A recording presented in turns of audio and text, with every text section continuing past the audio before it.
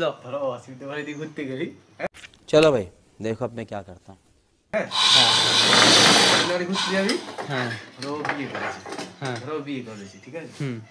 তো বিয়ে করেছে ধরো আমরা ঘুরতে গেলাম। তো ওর বউটার ধরো দুধ ফুদ কিছু নেই, চা ফা কিছু নেই। तू समझा?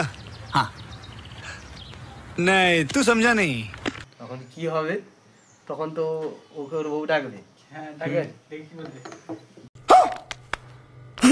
ডাকার পর বলবে ওই শোনো না।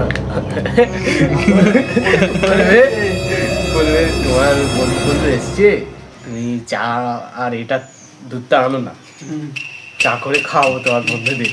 भाई कैसी लगी? आगे এইরকম করে বলবে তো। আর তুমি কি নাম্বার ডাকবে? ডাকবে দেখ।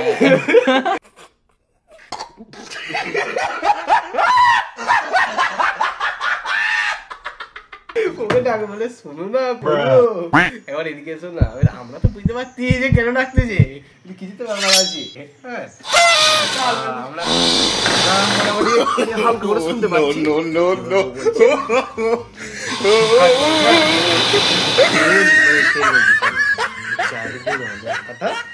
আর একটা আমুল দুধের তোর বন্ধুরা এসে তো বিস্কুট আছে কি দেখি, দাঁড়াও যাবি এখন।